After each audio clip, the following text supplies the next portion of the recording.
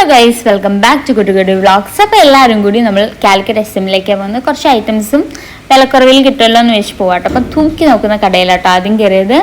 അപ്പോൾ അവിടെ ഒരുപാട് ഐറ്റംസും കാര്യങ്ങളും ഉണ്ടായിരുന്നു. പക്ഷേ കുറച്ചൊക്കെ നമുക്ക് ഇഷ്ടമായി, കുറച്ച് നമുക്ക് ഇഷ്ടമായില്ല കേട്ടോ. അപ്പോൾ ഈ ഒരു ഡ്രസ്സൊക്കെ നമുക്ക് ബീച്ച് വൈബിൽ ഇടാൻ പറ്റിയ ഡ്രസ്സായിരുന്നു. അതുപോലെ തന്നെ ആ കുട്ടിപ്പായങ്ങൾ കാര്യങ്ങളൊക്കെ ഉണ്ടായിരുന്നു. തൂക്കി നോക്കിയിട്ട് ഈ ഒരു ടീഷർട്ടിന് 100 സംതിങ് രൂപയായിട്ടായത്. അങ്ങനെ മിൻഹ ഒരുപാട് പാൻ്റ് എല്ലാം ഇട്ട് നോക്കി. അവസാനം ഒരു പാൻ്റ് എടുത്തു. അങ്ങനെ ഞങ്ങൾ റഹ്മത്തിക്കാട്ടോ ഫുഡ് കഴിക്കാൻ വേണ്ടി പോയത്. അപ്പോൾ നമ്മൾ ചിക്കൻ ബിരിയാണി, ബീഫ് ബിരിയാണി, കൂന്തൽ ബിരിയാണി ഇത്ര ഐറ്റംസ് ആട്ടോ വാങ്ങിയിട്ടുള്ള. നല്ല അടിപൊളി ടേസ്റ്റുള്ള ബിരിയാണി ആയിരുന്നു. നല്ല ക്വാണ്ടിറ്റിയും കാര്യങ്ങളെല്ലാം ഉണ്ടായിരുന്നു കേട്ടോ.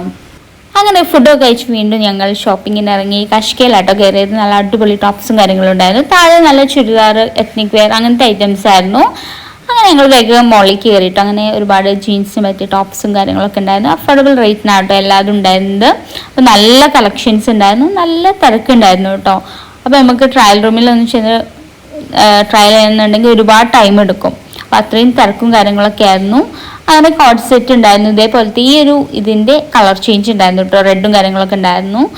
അത് നല്ല അടിപൊളിയായിരുന്നു. ഇതുപോലത്തെ കോട്ട് സെറ്റിന് 300-400 ആയിരുന്നു കേട്ടോ. നല്ല കളർ ചേഞ്ചും കാര്യങ്ങളൊക്കെ ഉണ്ടായിരുന്നു. നല്ല അടിപൊളിയായിരുന്നു കേട്ടോ.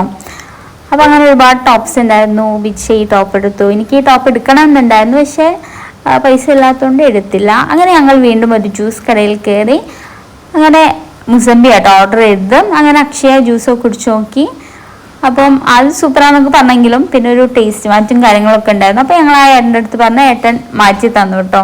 അങ്ങനെ ഇന്നത്തെ ദിവസം കഴിഞ്ഞു. Tata, bye bye.